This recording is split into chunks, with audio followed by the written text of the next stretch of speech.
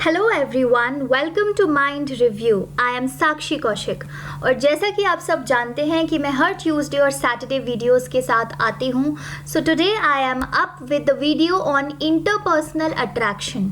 तो ये एक टॉपिक है सोशल साइकोलॉजी का एंड आई होप कि आप लोग जो इंटरपर्सनल अट्रैक्शन के पार्ट 1 एंड पार्ट 2 हैं, जिसमें हमने कुछ determinants of interpersonal attraction discuss किया था एंड डिस्कस किया था कि इंटरपर्सनल अट्रैक्शन होता क्या है। आई होप आप लोग वो देख चुके हैं। If you haven't watched it yet तो उन वीडियोस के या उन पार्ट्स के लिंक ऊपर भी पॉपअप हो रहे होंगे, नहीं तो मैंने नीचे डिस्क्रिप्शन बॉक्स में भी अवेलेबल कर दिए हैं। सो मेक श्योर कि आप लोग वो वीडियो देख लें before going ahead with this part 3। So let us get started. हमने अभी तक 9 डिटर्मिनेंट्स ऑफ इंटरपर्सनल अट्रैक्शन कर लिए हैं। अब हम बाकी के बचे हुए करेंगे। अब थोड़े से ही हैं एंड काफ़ी इंटरेस्टिंग है, सो प्लीज़ बी देयर। ठीक है। सो जो 10th डिटर्मिनेंट है इंटरपर्सनल अट्रैक्शन का, वो है सेंस ऑफ ह्यूमर। राइट। अब सेंस ऑफ ह्यूमर एक बड़ा इंपॉर्टेंट डिटर्मिनेंट है। क्या माना जाता है is that a good sense of humour is amongst the most important qualities. ये काफ़ी इम्पॉर्टेंट क्वालिटी मानी जाती है कि अगर सेंस ऑफ ह्यूमर अच्छा हो पार्टनर का तो, और ये मेन और विमेन दोनों के दोनों को ही इम्पॉर्टेंट क्वालिटी लगती है। Right. Whether it is for a friend और a romantic partner, for both of them they find that sense of humour should be there. The 11th determinant of interpersonal attraction is reciprocal liking or disliking. अब ये काफ़ी ज़्यादा important है, सो ध्यान से सुनना। We like those who like us and dislike those who dislike us. तो ये हम अपने एवरीडे लाइफ में भी कहीं ना कहीं देखते हैं कि जो लोग हमको लाइक करते हैं या जिनसे हमें ऐसी वाइब्स आती है that they may be like us, तो हम भी उन्हीं लोगों को लाइक करते हैं। एंड इन रिटर्न जो लोग हमें डिसलाइक करते हैं, इफ़ वी फील कि कोई हमें डिसलाइक करता है तो हम भी उनको इन टर्न डिसलाइक ही करते हैं। तो इसे हम बोलते हैं रेसिप्रोकल। दैट मीन्स अगर if I say in some local term, so it will be जैसे को तैसा। Those who like us we like them, those who dislike us we dislike them. अब इसकी बेसिकली एक्सप्लेनेशन क्या है कि ऐसा क्यों होता है कि जो हमें लाइक करते हैं हम भी उन्हें ही लाइक करेंगे।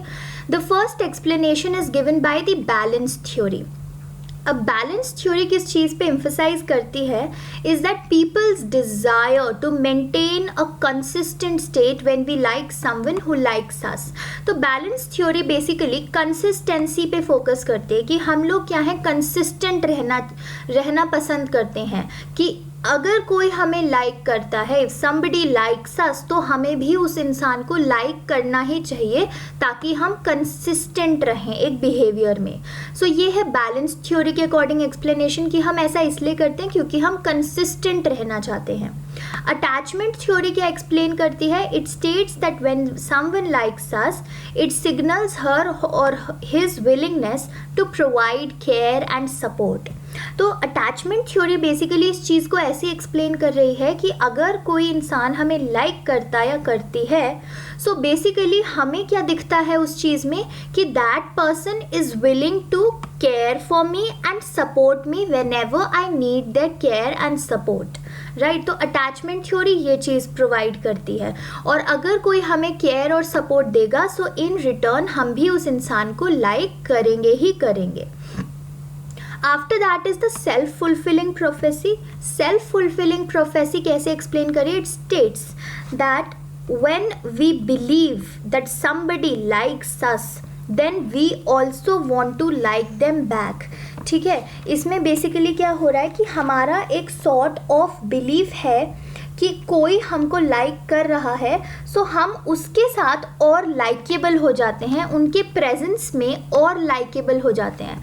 जब भी वो इंसान हमारे पास या आसपास प्रेजेंट होंगे जो हमें लाइक करते हैं, तो हम और भी ज़्यादा उनको लाइक करने लग जाएंगे। Why? Because that person is showing care and showing support to us. ठीक है। तो ये है आपका रेसिप्रोकल लाइकिंग एंड डिसलाइकिंग का determinant. The 12th determinant is the gain loss effect. Another it is another important determinant. तो इस determinant को प्रूव करने के लिए एक एक्सपेरिमेंट किया था एरनसन एंड लिंडर ने। तो किसने किया था experiment? Aronson and Linder. In which year? In the year of 1965 Aronson and Linder did an experiment. तो उन्होंने बेसिकली अपने एक्सपेरिमेंट में किया क्या था, आप ज़रा गौर से सुनिएगा. What they did, उन्होंने क्या किया कि कुछ उन्होंने ऐसी अरेंजमेंट्स बनाई कि दो स्ट्रेंजर्स को उन्होंने आपस में इंटरैक्ट करवाया. अब दो स्ट्रेंजर्स तो थे, stranger A and stranger B. So there were two strangers जिनको आपस में इंटरैक्ट कराया. बट एक्चुअल में जो स्ट्रेंजर बी था, जो पार्टिसिपेंट ए को लग रहा था कि स्ट्रेंजर ही है और ये एक्सपेरिमेंट का पार्ट है, वो पर्सन एक्चुअली एक कॉन्फिडरेट था. कॉन्फिडरेट क्या होता है? जो एक्सपेरिमेंटर के साथ एक्सपेरिमेंट करने के लिए मिले हुए होते हैं, उनको हम कहते हैं कॉन्फिडरेट. तो ये कॉन्फिडरेट था, इसको सब पहले से बताया हुआ था कि आपको कैसे बिहेव करना है. तो पहले ए और बी दोनों को एक इंटरेक्शन कराया गया, उनको बिठा दिया गया बात करने के लिए एंड ऑल ऑफ दैट. उसके बाद ये जो कॉन्फिडरेट था बी, उसको वहाँ से लेके चले गए. ठीक है, एक रूम में इस कॉन्फिडरेट बी को लेके चले गए. और फिर उन्होंने क्या किया कि जो एक्चुअल पार्टिसिपेंट्स थे, यानी कि जो पार्टिसिपेंट ए था या थी, उसके साथ कुछ ऐसी अरेंजमेंट्स कराई कि जो इंसान बी को अंदर लेके गए थे और उनसे जो भी बातें कर रहे थे, वो सारी बातें ये पर्सन ए भी easily सुन सकता था. Person A could easily hear everything that B was speaking about. तो पर्सन ये जो बी था, इससे बेसिकली पूछा गया था कि आपको ये जो आपके पार्टनर थे, पार्टनर ए जो आपको प्रोवाइड किए गए थे बात करने के लिए, आप उनके बारे में अपनी इवैल्यूएशन बताओ कि आपको वो कैसे लगे, आपका इम्प्रेशन कैसा था, पॉजिटिव इम्प्रेशन था या नेगेटिव इम्प्रेशन था. तो जो भी ये बी इंसान बोलता या बोलती, वो जो ए पार्टिसिपेंट है वो सब सुन सकता था या थी अपने बारे में इवैल्यूएशन. राइट. अब इसमें दो कंडीशंस आती है. एक तो आती है गेन कंडीशन और एक आती है लॉस कंडीशन.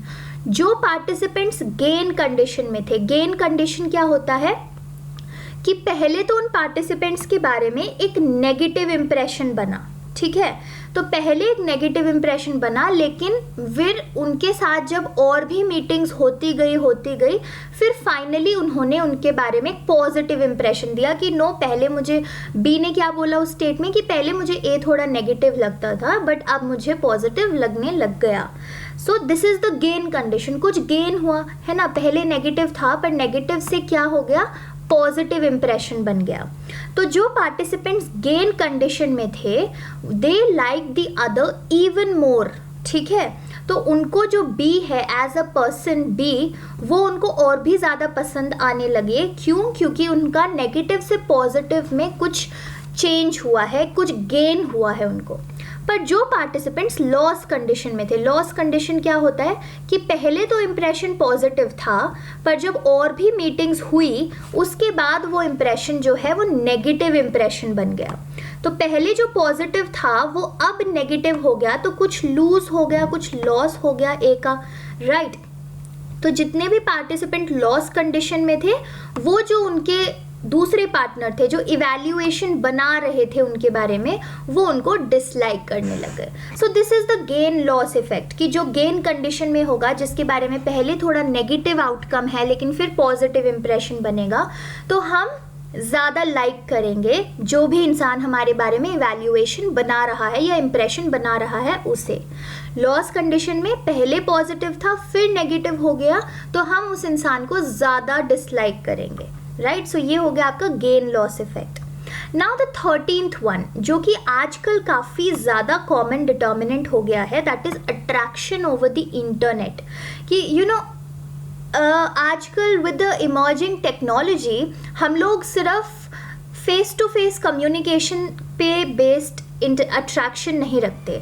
हमारा अट्रैक्शन कहीं ना कहीं इंटरनेट पे भी स्विच हो गया है टू दोज पीपल जिनसे हम कभी फेस टू फेस मिले भी नहीं हैं. राइट.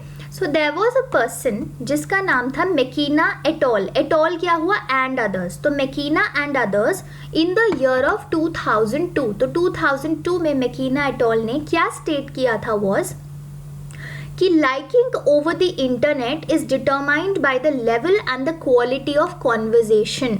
तो ये काफ़ी ज़्यादा इम्पॉर्टेंट चीज़ थी जो उन्होंने दिखा दी थी कि इंटरनेट के ऊपर अगर लाइकिंग होगी तो वो लाइकिंग किस चीज़ पे डिपेंड करेगी, इस एक तो क्या लेवल है कॉन्वर्सेशन का और क्या क्वालिटी है कॉन्वर्सेशन की। अगर quality and level of conversation are high और बहुत ज़्यादा अच्छा कॉन्वर्सेशन है, सो देर आर चांसेस कि अट्रैक्शन ओवर द इंटरनेट हो जाएगा। बट अगर level and quality over the internet are low तो फिर attraction will not be possible. तो इस चीज़ के कंपैरिजन करें अगर हम फेस टू फेस अट्रैक्शन से, जो हमारा फेस टू फेस अट्रैक्शन का सिनेरियो होता है, तो फेस टू फेस अट्रैक्शन जो है वो अनरिलेटेड होता है कहीं ना कहीं कॉन्वर्सेशन की क्वालिटी से। हम कॉन्वर्सेशन की क्वालिटी पे इतना ध्यान नहीं देते, रादर हम किस चीज़ से अफेक्ट होते हैं इस कि जिस इंसान की टूवर्ड्स अट्रैक्शन होना चाहिए वो फिजिकली अपीयरेंस में कैसा है। सो फिजिकल अपीयरेंस पे ज़्यादा ध्यान जाता है जब फेस टू फेस अट्रैक्शन हो, और जब इंटरनेट पे अट्रैक्शन हो रहा हो तो किस चीज़ पे ध्यान जाता है, quality and the level of conversation पे। So this was about the 13th determinant. जो 14th डिटर्मिनेंट है काफ़ी ज़्यादा इंपॉर्टेंट है, जो कि है सिमिलैरिटी। अब एक सिमिलैरिटी अट्रैक्शन थ्योरी है। ये सिमिलैरिटी अट्रैक्शन थ्योरी क्या कहती है इस कि इसने एक सिमिलैरिटी डिससिमिलैरिटी का प्रिंसिपल स्टेट किया है, राइट। सिमिलैरिटी डिससिमिलैरिटी का प्रिंसिपल स्टेट किया है, जो क्या कहता है is that people are attracted to others who are similar to themselves and they dislike others who are dissimilar to themselves। तो अभी आप लोगों को ये लग रहा होगा कि ये तो ऑब्वियस सी बात है, जो लोग हमारे से सिमिलर होंगे हम उनके टूवर्ड्स अट्रैक्ट होंगे, और जो लोग हमसे डिससिमिलर होंगे हम उन्हें डिसलाइक करेंगे, right. But this is a theory, और इस चीज़ को प्रूव भी किया गया है कि जिन लोगों को हम अपने जैसा सोचेंगे कि वो भी सिमिलर है, या सपोजिंगली उनको भी मूवीज़ देखना पसंद है, they also like outdoor activities, so we will also like them. But हम उन लोगों को डिसलाइक करेंगे जो हमसे डिससिमिलर है, मे बी जिनको मूवीज देखना पसंद नहीं है या जिनको आउटडोर एक्टिविटीज नहीं पसंद, राइट। अब डॉन बायरन थे 1971 में, उन्होंने एक चीज़ डेवलप की थी जिसको हम कहते हैं फैंटम अदर टेक्निक। तो या तो आप इसे कह सकते हो फैंटम अदर टेक्निक, या फिर you can also call it as bogus stranger technique, ठीक है।